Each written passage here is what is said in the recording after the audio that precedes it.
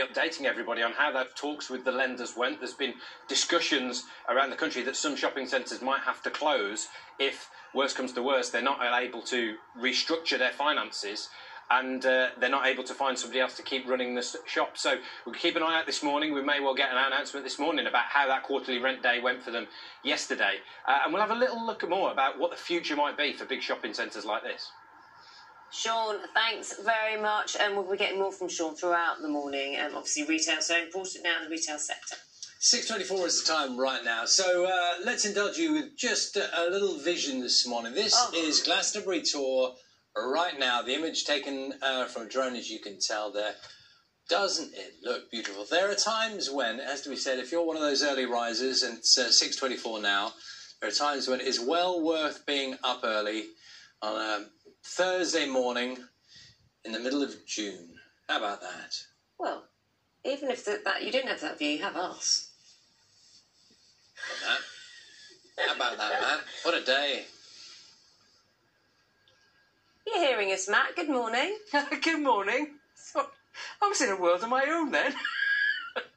Yeah, very good morning. Just enjoying a bit of morning sunshine. I've not been out for a while, but yes, it is a beautiful start there in Glastonbury. Just out of interest, if you were hoping to have gone to Glastonbury this year, the weather's going to change this weekend, so you're not missing too much. But certainly today, if you take a look at the forecast, it is going to be a hot and humid day again across most parts of the UK. It will be the peak of the heat, in fact, through this week, particularly across parts of Scotland and Northern Ireland, where temperatures will rise relative to yesterday. Just how warm will it be? Well, here's the temperatures for this afternoon.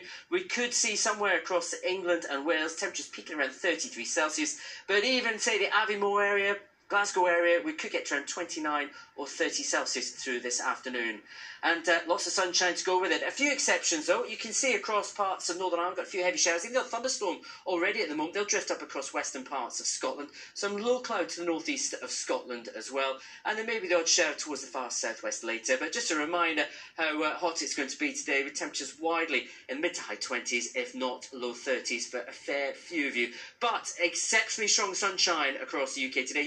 UV levels, particularly across southern parts of England and Wales, at potentially record levels for us at this time of year. So it's not going to take long in that sunshine for it to have an impact on your skin. But as you go through this evening and overnight, a greater chance of some showers and thunderstorms around, drifting their way northwards and eastwards, mainly across parts of western Scotland, Northern Ireland, potentially northwest England as well. And another humid night to come tonight. Temperatures for many mid to high teens as we go into tomorrow morning.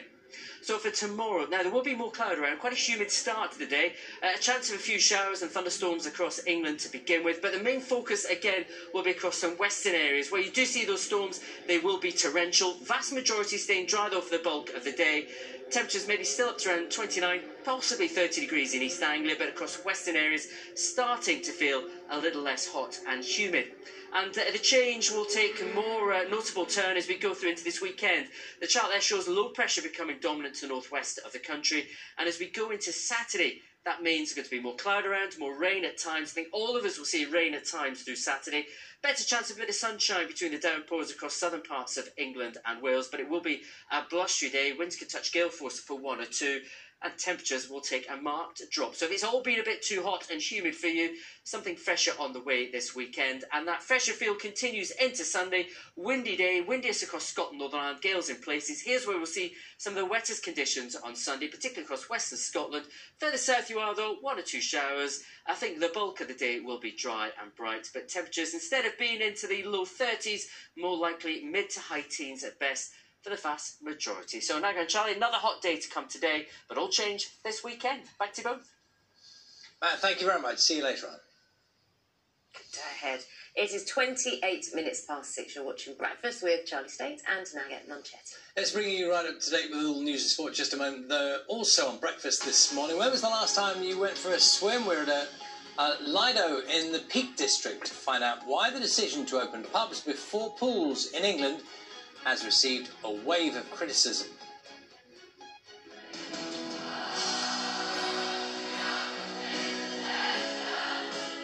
Festival goers would usually be pitching their tents at Glastonbury this weekend. The 50th event has been cancelled. We're going to take a look back at some of the most memorable performances. And we're on the beach in Weston-super-Mare this morning. It's going to be another scorching day, as you just heard from Matt. We'll be hearing from the RNLI and St John's Ambulance about how to stay safe in the sunshine.